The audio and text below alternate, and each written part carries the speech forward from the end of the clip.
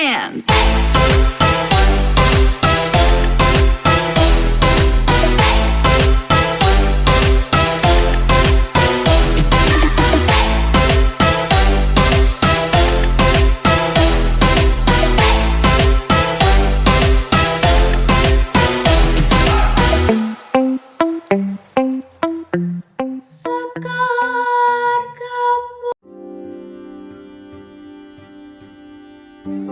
Do you guys know about the PHUTNAM? It's a math competition for undergraduate students.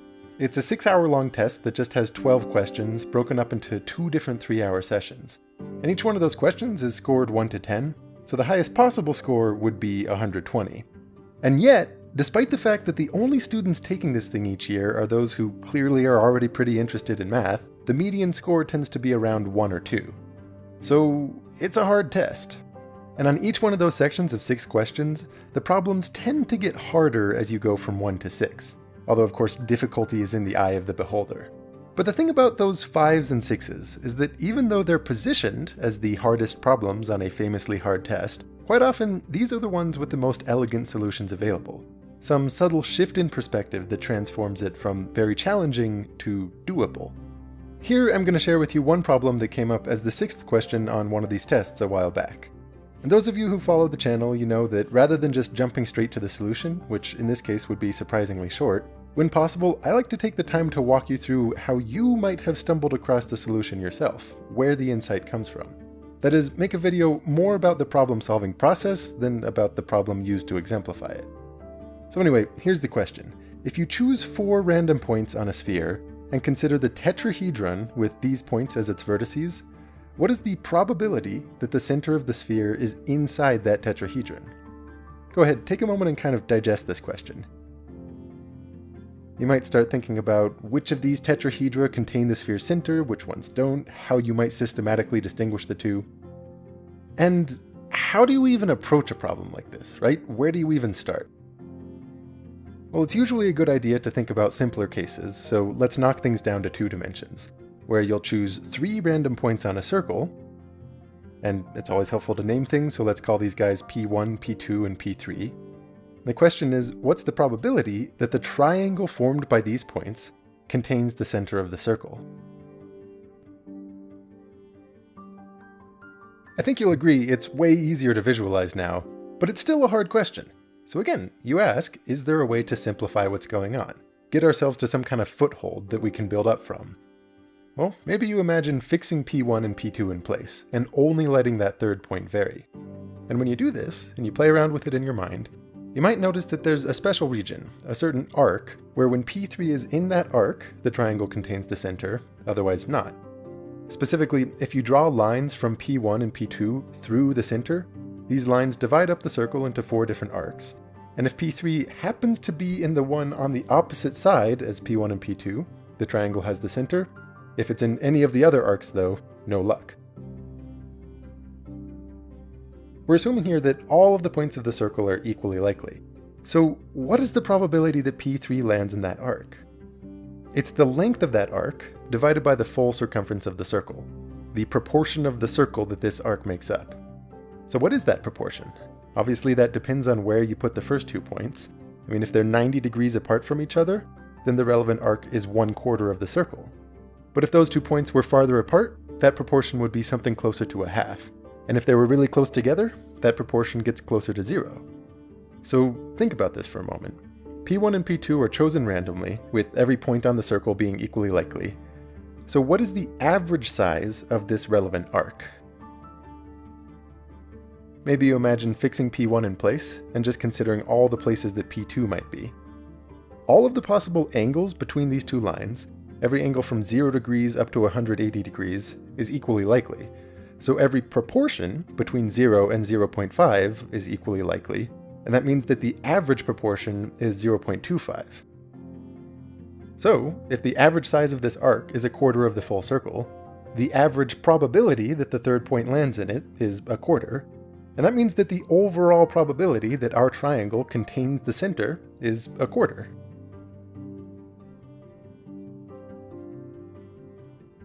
But can we extend this into the 3-dimensional case? If you imagine 3 out of those 4 points just being fixed in place, which points of the sphere can the fourth one be on so that the tetrahedron that they form contain the center of the sphere? Just like before, let's go ahead and draw some lines from each of those fixed 3 points through the center of the sphere. And here, it's also helpful if we draw some planes that are determined by any pair of these lines. Now what these planes do, you might notice, is divide the sphere into 8 different sections, each of which is a sort of spherical triangle. And our tetrahedron is only going to contain the center of the sphere if the fourth point is in the spherical triangle on the opposite side as the first 3. Now, unlike the 2D case, it's pretty difficult to think about the average size of this section, as we let the initial 3 points vary. Those of you with some multivariable calculus under your belt might think, let's just try a surface integral. And by all means, pull out some paper and give it a try. But it's not easy. And of course it should be difficult. I mean, this is the 6th problem on a PHUTNAM. What do you expect? And what do you even do with that? Well, one thing you can do is back up to the 2-dimensional case and contemplate if there is a different way to think about the same answer that we got. That answer, 1/4, looks suspiciously clean, and it raises the question of what that 4 represents.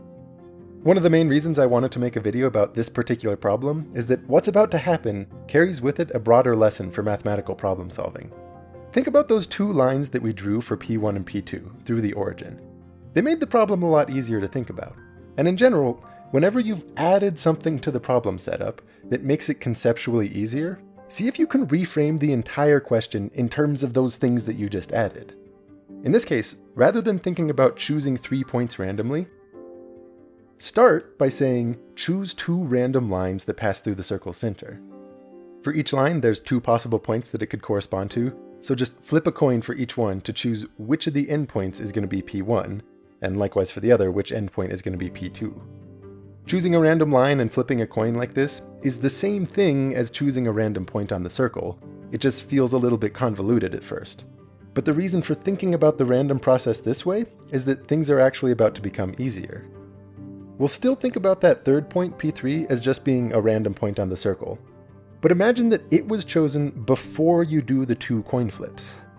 Because you see, once the 2 lines and that third point are set in stone, there's only 4 possibilities for where P1 and P2 might end up, based on those coin flips, each one being equally likely. But one and only one of those 4 outcomes leaves P1 and P2 on the opposite side of the circle as P3, with the triangle that they form containing the center. So no matter where those 2 lines end up and where that P3 ends up, it's always a 1/4 chance that the coin flips leave us with a triangle containing the center. Now that's very subtle. Just by reframing how we think about the random process for choosing points, the answer 1/4 popped out in a very different way from how it did before. And importantly, this style of argument generalizes seamlessly up into 3 dimensions. Again, instead of starting off by picking 4 random points, imagine choosing 3 random lines through the center of the sphere, and then some random point for P4. That first line passes through the sphere at 2 points, so flip a coin to decide which of those 2 points is going to be P1. Likewise, for each of the other lines, flip a coin to decide where P2 and P3 end up. Now there's 8 equally likely outcomes of those coin flips, but one and only one of them is going to place P1, P2, and P3 on the opposite side of the center as P4. So one and only one of these 8 equally likely outcomes gives us a tetrahedron that contains the center.